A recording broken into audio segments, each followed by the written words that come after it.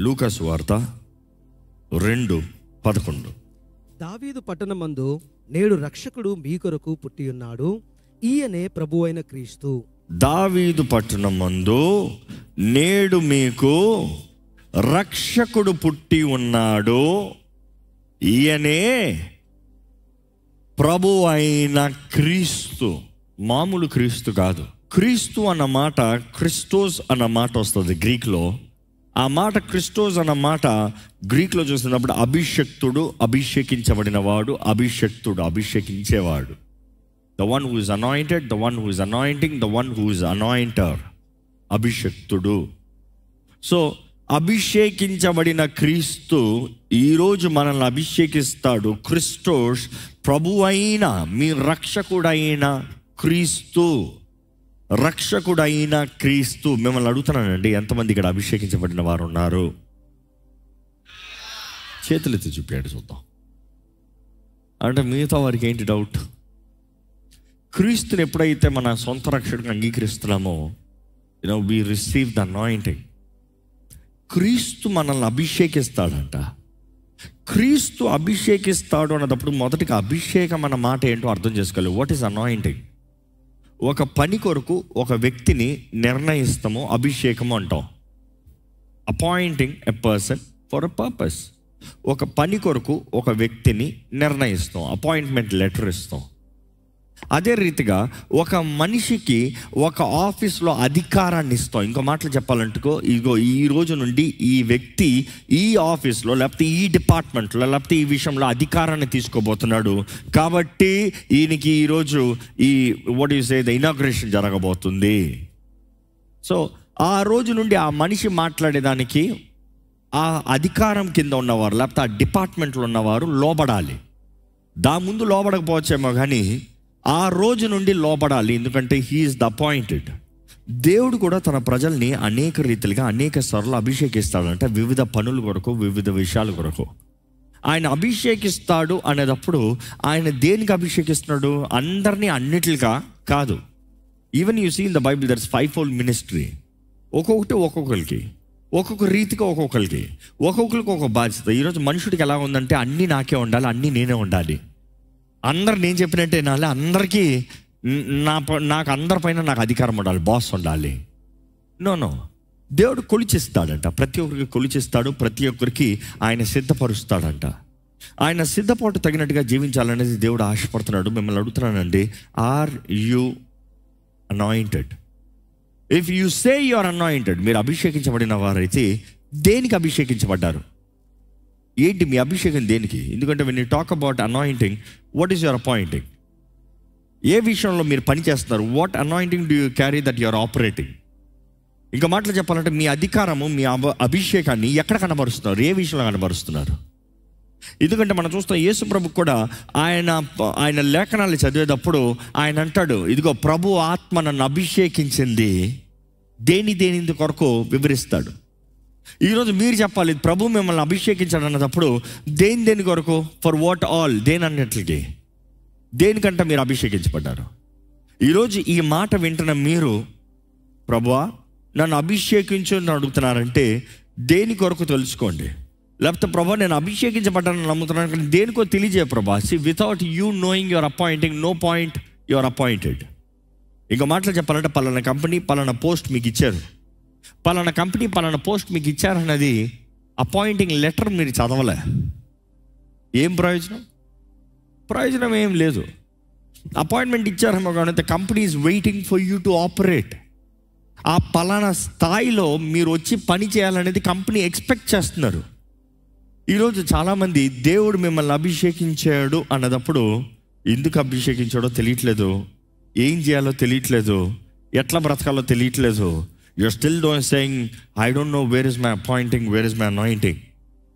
దేవుని వాటిలో చూస్తానండి, యేసు రక్షణ కార్యం ద్వారంగా ప్రతి ఒక్కరు దేవుని బిడ్డలుగా మారారంట. ఆయన రక్షణ కార్యం అన్నప్పుడు ఆ రక్షణ కార్యాన్ని జరిగిస్తానికి అభిషక్తుడైన క్రీస్తు. పాత నిబంధనలు చూస్తే ప్రవక్తలు అభిషేకించబడిన వారు, యాజకులు అభిషేకించబడిన వారు, లేవీలు అభిషేకించబడిన వారు, రాజులు అభిషేకించబడేవారు. You see there are all categories that were anointed కానీ యేసు ప్రభు చూస్తే ఆయన రక్షకుడుగా, సర్వ మానవునికి రక్షకుడుగా ఆయన అభిషేకించబడతాం మనం చూస్తాం. బైబిల్లో చూస్తానండి, రక్షకుడు అన్న మాట చూసినప్పుడు ద వర్డ్ అనాయింట్ అగైన్, అభిషక్తుడు. అభిషక్తుడు, రక్షకుడు, ఈ మాట పాత నిబంధనలో చూస్తే ఇంచుమించు 39 సార్లు రాయబడి ఉంటుంది. 39 times the scriptures mention it. దాన్ని నూతన నిబంధనలు చూసినప్పుడు కూడా అనేక రీతిలుగా, అనేక విషయంలో అభిషేకించేవాడు మనం చూస్తాము పరిశుద్ధాత్మతోనూ అగ్నితోనూ బాప్తిసం ఇస్తాడంట. ఆ మాటకు చూస్తే అర్థము పరిశుద్ధాత్మతోనూ అగ్నితో అన్నప్పుడు, పరిశుద్ధాత్మతో మనల్ని నింపినప్పుడు పరిశుద్ధాత్ముడు మనల్ని నడిపించే దేవుడు. He's the one who gives you power and lead. కానీ without anointing you cannot go anywhere. ఇంకో మాటలు చెప్పాలంటే the holy spirit filling you, you know it the anointing is the fuel. మీకు సింపుల్గా అర్థమయ్యా చెప్తా. బండ్లు ఉన్నాయి, మాకు బండిలో ఫస్ట్ ఫ్యూయల్ చెక్ చేసుకోవాలి. ఫ్యూయల్ లేకపోతే ఎంత పెద్ద బండి ఉన్నాయి, ఎంత సీసీ బండి ఉన్నాయి, ఎంత చిన్న బండి ఉన్నాయి, ఏ బండి సైజు ఎంత పెద్ద బండి అయినా కూడా దాంట్లో ఫ్యూయల్ లేకపోతే మాత్రం waste. The common thing, car అవనే, బైక్ అవనే, anything that runs on a fuel.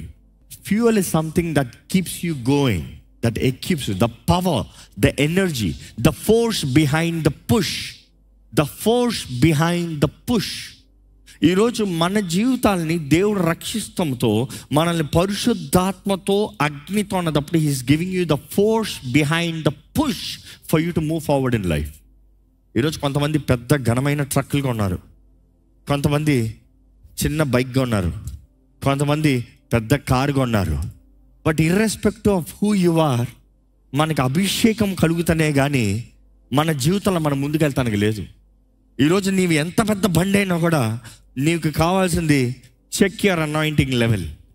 నీ అనాయింటింగ్ లెవెల్ని చూసుకోవాలి. రోజు ముందు వేసానులే. ఈరోజు దేవుని ఆత్మ ద్వారా కూడా మనము ప్రతి దినము రెన్యూ చేయబడాలి. అందుకనే దేవుని వాక్యం తెలియజేయబడుతుంది, ప్రతి దినము నూతన తైల అభిషేకం అంట. Every day fresh anointing. అంటే నీవు దేవుని చిత్తంలో నడిచే వ్యక్తి అయితే, దేవుని మహిమ కొరకు జీవించే వ్యక్తి అయితే, దేవుని కొరకు పోరాడే వ్యక్తి అయితే, ప్రతి దినము నీ జీవితంలో నూతన తైల అభిషేకం కావాలి. కానీ అభిషేక్తుడు ఎవరు? యేసుక్రీస్తు. సో యేసు లేకుండా నీకు అభిషేకం అనేది లేదు, చల్లదు. ఒకప్పుడు ఆ 5 కేటగిరీలు ఉన్న వారికి మాత్రమే అనాయింటింగ్. కానీ ఈరోజు అలా కాదు. ఈరోజు మనమందరం క్రీస్తు రక్తం ద్వారా కడగబడితే, పరిశుద్ధాత్మ ద్వారా అభిషేకించబడి మన జీవితాల్లో మనం ముందు సాగుతానికి మనకు అవకాశం ఉందండి. దేవుని అట్లా చూస్తే యేసు ప్రభు ఎవరు? పాత నిబంధనలో చూసినప్పుడు 3 రకాల ప్రజలు దేవునితో మనుషుడిని కలిపేవారు, లేకపోతే దేవుని దగ్గర నుండి మనుషుడికి వార్తను తీసుకొచ్చేవారు. ఈ 3 రకాల కేటగిరీస్ కాకపోతే మనుషుడు, మానవ వ్యక్తికి దేవునికి సంబంధం అనేది లేదు. మానవ వ్యక్తి దేవునితో మాట్లాడే అవకాశమే లేదు. ఆ 3 రకాల మనుషులు ఎవరంటే, మొదటిగా ప్రవక్తల ద్వారంగా వాక్కు వచ్చేది. సైన్యములకు అధిపతి అయిన యెహోవా సెలవిచ్చు వాక్కు, మాట అని ప్రవక్త తీసుకొచ్చి చెప్తాడు. ప్రవక్త పని దేవుని వాక్కుని తీసుకెళ్ళి ప్రజలకి తెలియజేస్తాం. దేవుని వాక్కుని తీసుకెళ్ళి మనుషులకి చెప్తారు, వెళ్ళిపోతారు, మరలా కనబడరు. చాలాసార్లు చూడండి వాక్యంలో ప్రవక్తలు అక్కడక్కడ కనబడతారు, కంటిన్యూస్గా ఉండరు, ప్రజల మధ్యలో ఉండరు.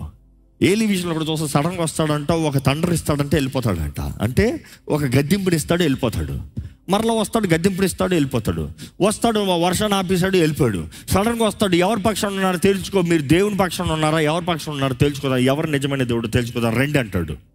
You see, he is there at occasions. నాతాను గురించి కూడా చూసినప్పుడు దేవుడు ప్రవక్తను పంపిస్తాం.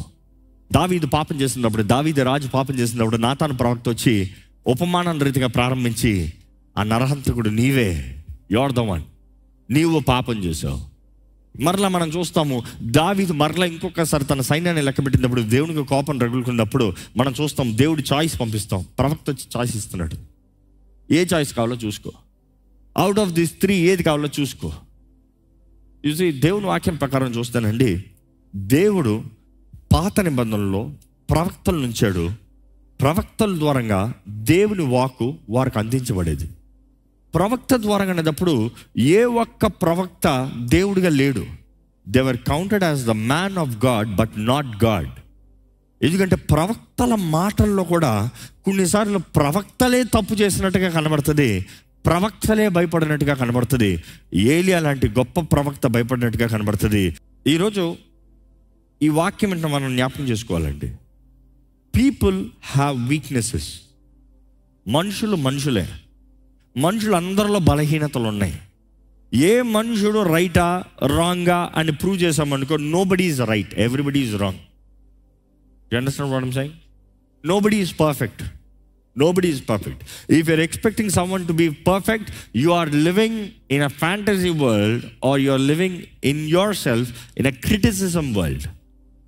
నువ్వు విమర్శన జీవితంలో you are expecting everybody to be perfect. లేరు, ఎవరు పర్ఫెక్ట్ లేరు. Nobody is perfect. యేసు తప్ప ఎవరు పర్ఫెక్ట్ కాదు. నమ్మేవారు హల్లెలూయా చెప్తామా? పరిశుద్ధాత్మ ద్వారా నడిపించబడేటప్పుడు కూడా మనం చూస్తాము, అపోస్తులైన పౌలు, అఫ్కోర్స్ అపోస్తులు అందరూ, శిష్యులు అందరిలో లోపాలు ఉన్నాయి. You expect them to be perfect? Why not? The scripture shows వారి మధ్య కూడా గొడవలు జరిగాయి, వారి మధ్యలో కూడా మిస్అండర్స్టాండింగ్స్ వచ్చాయి, వారి మధ్యలో కూడా కలవరం. You're talking about perfectness. Where is the perfectness? So your perfectness, your ideology is all about physical righteousness. మనం చూస్తాం, నువ్వెవరు వాడు, కేఫా వాడివా, అపోలో వాడివా, భేదాలు. You see the competition there. History కొంచెం చదివితే, లేఖనాలు కొంచెం ముందు చదివితే, దెర్ ఇస్ లాట్ ఆఫ్ కొంచెం హీటెడ్ అప్ డిస్కషన్స్ వారి మధ్యలో, పౌలుకి ఇతరులకి, అదే రీతిగా యాకోబుకి ఇతరులకి. Of course, the denomination were also having little fights, arguments all through the season, all through the times. వాక్యంలో ప్రారంభం నుండి కొంతమంది అంటారు, ఏమంటారు? కృప ద్వారంగానే, పౌలు కృప అని చెప్పాడు కాబట్టి అంత కృప మనం చేయాల్సింది లేదు. కానీ యాకోబు రాస్తున్నాడు ఏంటి? క్రియలు లేని విశ్వాసం వ్యర్థము. సో నువ్వు విశ్వాసం అన్నదప్పుడు, కృప ద్వారంగా అన్నదప్పుడు, ఆ కృప నీకు క్రియల్లో చూపించాలి. కృప నీకు అనుగ్రహించబడింది నీవు సరిగా బ్రతుకుతానికి, ఎలా పడతా అలా జీవిస్తానికి కాదు. కృప ఉందని క్రియలు లేకుండా చచ్చిన వాడిగా ఉంటాను కాదు. యేసు వచ్చాడని నమ్ముతాం మాత్రం నువ్వు పరలోకానికి వెళ్ళిపోతాం కాదు. నీ జీవితాన్ని నువ్వు సరిగా బ్రతకాలి. So that is where an argument. ఈ హీటెడ్ అప్ డినామినేషన్స్, ఈ కాన్వర్జేషన్స్ అన్నీ ఎక్కువై ఈరోజు మనుషుడు ఎట్లా ఉన్నాడంటే విమర్శన. నువ్వు సరిలే, అది సరిలే, ఇది సరిలే. సో ఈరోజు చాలామంది they want look like show pieces. Christianity is becoming a show piece. నేను క్రైస్తవుణ్ణి, ఆచార క్రైస్తవుణ్ణి, భక్తిలో క్రైస్తవుణ్ణి, ఓ పేరుకి క్రైస్తవుణ్ణి, ప్రైజ్ ద లార్డ్, హల్లెలూయా. కొంతమంది ఫోన్ చేస్తా first word praise the lord, next word ఏంటో తెలియదు. ఎందుకంటే ఫస్ట్ మాట ప్రైజ్ ద లార్డ్ అంటారు, రెండో మాట తిట్లు తినిపించుకుంటారు. ఒకటి తిడతారు, లేకపోతే తినిపించుకుంటారు. దానికి ప్రైజ్ ద లార్డ్ ఎందుకు? నీ తిట్లు తినడానికి ఫస్ట్ దేవుని స్తుతించి నేను తిట్టాలా? ఈరోజు చాలామంది బ్రతుకు సారం లేని, అర్థం లేని బ్రతుకండి. దేవుని మాటని వ్యర్థంగా మాడుతున్నారు, దేవుని నామాన్ని వ్యర్థంగా ఉచ్చరిస్తున్నారు, దేవుని నామానికి అవమానం తెచ్చే జీవితాన్ని బ్రతుకుతున్నారు. We talk ourselves as believers, as Christians, or so and so, trying to look good, fit, perfect. వాక్యపు మాటలు, క్రైస్తవ ఆచారము, క్రైస్తవ భక్తిని చూపించుకుంటాం, కానీ శక్తి లేని వారుగా బ్రతుకుతున్నారు. కానీ దేవుడు కోరేది, he's looking at the heart. ఈరోజు అభిషక్తుడు క్రీస్తు మన కొరకు వచ్చాడన్న మాట ఎంత సత్యం. ఆయన రక్షకుడు, ఆయన మెస్సయ్య. లేఖనంలో అన్నీ తెలియజేయబడుతుంది. ఆయన మన ప్రవక్త అంట. ఈరోజు చాలామంది అనుకుంటారు యేసు కేవలం ప్రవక్త మాత్రమేనండి. కాదు. There is a group of religion that says Jesus Christ is just a profit. Jesus Christ is just a prophet. No, he is not just a prophet. He has played the prophet's role also. అంటే ఆయన ప్రవక్తగా కూడా ఆయన కార్యాలు, లేఖనాలను నెరవేర్చడానికి, ప్రవచనాలు తెలియజేస్తానికి, ప్రవచనాలను నెరవేరుస్తానికి వచ్చాడు. కానీ ఆయన ప్రవక్త మాత్రమే కాదు, కానీ ఆయన ప్రవక్త కూడా. ఇంకో మాట చెప్పాలంటే, ప్రవక్తలు ఆ రోజుల్లో దేవుని దగ్గర ఉన్న వార్త మనుషులకు తెలియజేసేవారు. యేసు ప్రభు కూడా ఈ లోకంలో ఉన్నప్పుడు తండ్రి చిత్తాన్ని, తండ్రి మాటని మనుషుడికి తెలియజేశాడు. తండ్రి చిత్తం ఏదో తెలియజేశాడు. He has delivered the word of the Father, yet he has spoken his word. ఆ లేఖనాల ప్రవచనము నెరవేర్పు ఆయనే అనేది దేవుడు తెలియజేశాడు. దేవుడు వాక్యంలో చూస్తే యేసు ప్రభు యాజకుడు అంట. యేసు ప్రభు యాజకుడు. హెబ్రీయులకు రాసిన పత్రిక 4వ అధ్యాయము 14వ వచనం నుండి 16వ వచనం వరకు చదువుదామండి. ఆకాశ మండలం గుండా వెళ్ళిన దేవుని కుమారుడైన యేసు అను గొప్ప ప్రధాన యాజకుడును మనకు ఉన్నాడు. ప్రధాన యాజకుడు మన కొరకు ఉన్నాడు. ప్రవక్త మా బాధ్యత ఏంటంటే దేవుని దగ్గర నుండి వాక్కు మనుషులకి తీసుకొస్తాం. యాజకుడు పని ఏంటి తెలుసా? మనుషుడి దగ్గర నుండి దేవునికి తీసుకెళ్తాం. I understanding the difference? ప్రవక్త దేవుని దగ్గర నుండి ఇటు వాక్ తీసుకొస్తాడు. యాజకుడి పని ఏంటంటే మనుషులు, అయ్యా నాకు ఈ భారం అయ్యా, అయ్యా వీటి విషయంలో దేవుని చిత్తం అయ్యా, అయ్యా దీని విషయంలో దేవుని దగ్గర విజ్ఞాపన చేయండి అయ్యా, అయ్యా దేవుని బతిమలాడండి అయ్యా, మా జీవితంలో దేవుడిని కరుణించమని అడగండి అయ్యా. ఆ రోజున మనుషులు వాళ్ళు ఒప్పుకున్న పాపాలు, వారు తీసుకొచ్చే బలార్పణలు అన్నీ తీసుకొచ్చినప్పుడు యాజకుడి పని ఏంటంటే ద హోలీ ప్లేస్లో చూస్తే, పరిశుద్ధ స్థలంలో చూస్తే ధూప వేదిక అని ఉంటుంది. ధూప వేదిక దగ్గర నిలబడి ఆయన విజ్ఞాపనలు చేస్తూ ఉండాలంట. ప్రజల గురించి దేవుని దగ్గర విజ్ఞాపన చేస్తూ ఉండాలంట. బలి అర్పిస్తాం మాత్రమే కాదు, మనుషుల పక్షాన రక్తము చిందిస్తాం మాత్రమే కాదు, మనుషుడి పక్షాన మాంసాన్ని కోస్తాం మాత్రమే కాదు, రక్త మాంసాన్ని కాల్చి చెందించిన వాడు మరలా పరిశుద్ధ స్థలంలోకి వచ్చి విజ్ఞాపన చేయాలంట. మనుషుల పక్షాన యాజకుడి పని విజ్ఞాపన చేసే పని. ఈరోజు వాక్యం తెలియజేయబడుతుంది, యేసు ప్రభు మనకి ఎవరు?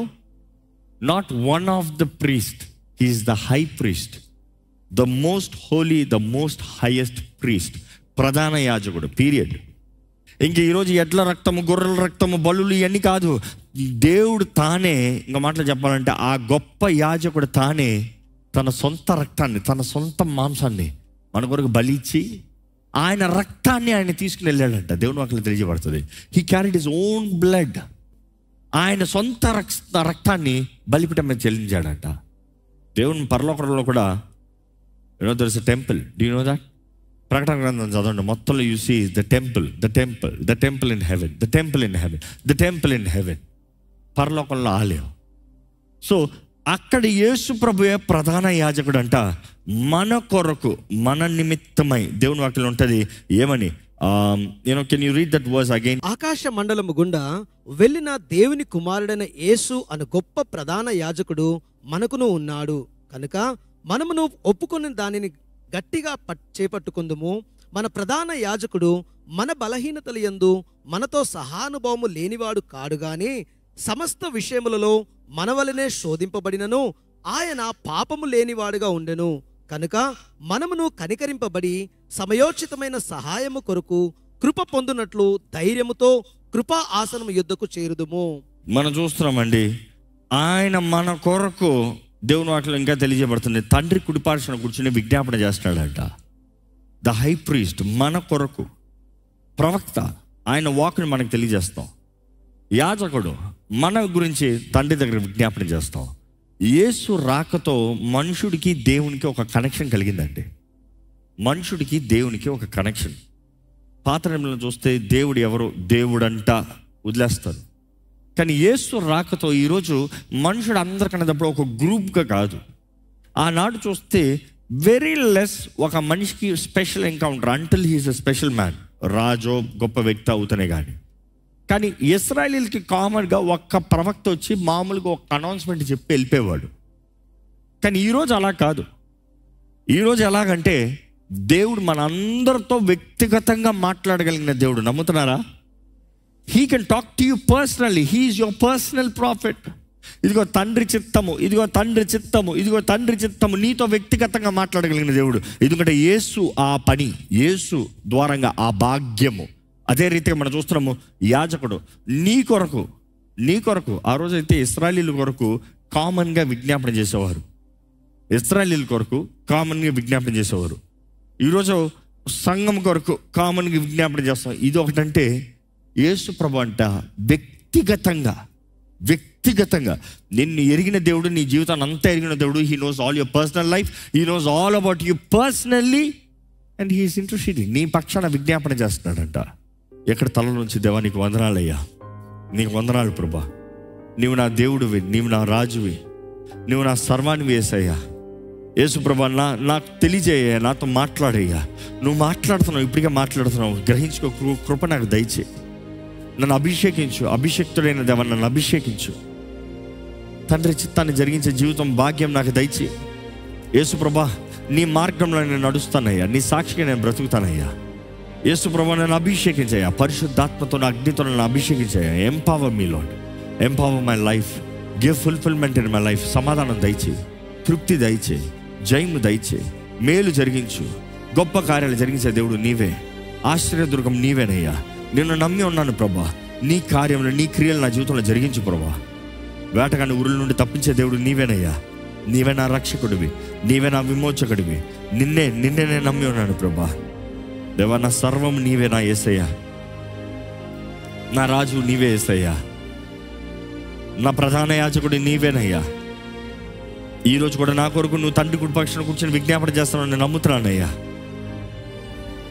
ఎక్కడ నమ్మేవారైతే యేసుని ఆరాధిద్దామా, యేసుని పూజిద్దామా, యేసుని మహిమపరుద్దామా. త్వరలో రానున్న మెస్సయ్య, త్వరలో రానున్న రక్షకుడు, త్వరలో రానున్న మన దేవుడు. ఎక్కడ మనస్ఫూర్తిగా ప్రభువా నీవేన మా ఊపిరి, మా కాపరివి, మా రక్షకుడు నీవని ఎవరెవరైతే ఏ నాలుకైతే ఒప్పుకుంటున్నారు అయ్యా, వారిని బలపరచమని విడుకుంటున్నానయ్యా. యేసు ప్రభువా మా రక్షక, మా సహాయక, మమ్మల్ని నడిపించే దేవా నీ చేతుల్లోనే సమర్పించుకుంటున్నామయ్యా. మమ్మల్ని ఎరుగున్న దేవుడు నీవే, మమ్మల్ని చూచున్న దేవుడు నీవే, మా జీవితాలను పరీక్షించే దేవుడు నీవే, మా తలంపుల్ని ఎరుగున్న దేవుడు నీవే, మా చెయ్యి విడవని దేవుడు నీవే, మా తోడుని నడిపించే దేవుడు నీవే అయ్యా. మమ్మల్ని ఆదరించి బలపరిచే దేవుడు నీవేనయ్యా, మమ్మల్ని పోషించే దేవుడు నీవేనయ్యా. మా జీవితంలో సర్వము నీవేనయ్యా. నువ్వు లేకుండా మేము ఏమీ లేమయ్యా. నువ్వు లేకుండా మన జీవితం వ్యర్థమే ప్రభా. నువ్వు లేకుండా మా జీవితంలో ఏ సహాయం లేదయ్యా. నువ్వు లేని బ్రతుకు వ్యర్థమే ప్రభా. నువ్వు లేని బ్రతుకు చీకటి బ్రతికే ప్రభా. నువ్వు లేని బ్రతుకులో దిక్కు లేదు ప్రభా. ఈరోజు ఎవరైతే నీ సహాయాన్ని వేడుకుంటూ, నీ ఆదరణ వేడుకుంటూ, నీ చేతిలో సమర్పించుకుంటూ దేవా నీ అభిషేకాన్ని కోరుకుంటారో చూడు ప్రభా. అభిషేకించబడ్డానన్నవారు, అభిషేకించబడాలని ఆశపడేవారు, నిజంగా నీ సాక్షులుగా జీవించేవారుగా, దృష్టి కలిగిన జీవితాన్ని జీవించేవారుగా, వారి జీవితంలో ఎటు ముందుగా వెళ్ళాలో, ఏది ముందు చేయాలో, ఏది ఎలా చేయాలో, ఏది ఎలా జరిగించాలో, నీ కొరకు ఘనంగా గొప్పవారిగా, గొప్ప జీవితాలని నిన్ను మహిమపరచేవారిగా జీవించాలో నీవే నేర్పించు, నీవే సహాయం చేయి, నీవే నడిపించు.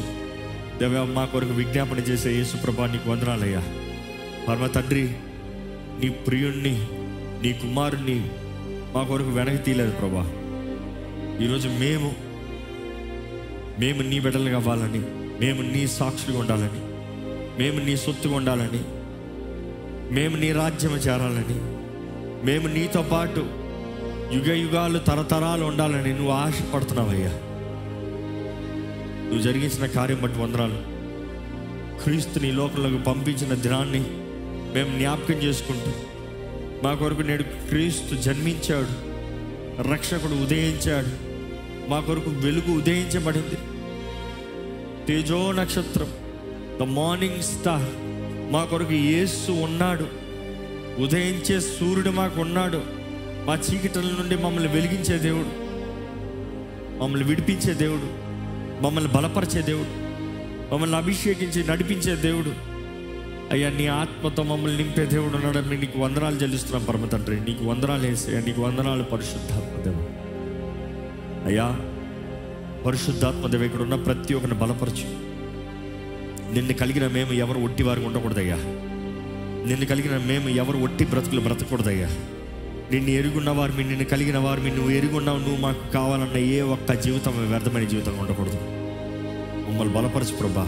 కృప కనికరమును చూపించే దేవా యేసు ప్రభా. కృపయు సత్యము నీ ద్వారా అనుగ్రహించబడిందయ్యా. ఈరోజు జీవించే అవకాశం నీ ద్వారా మాకు కలిగిందయ్యా.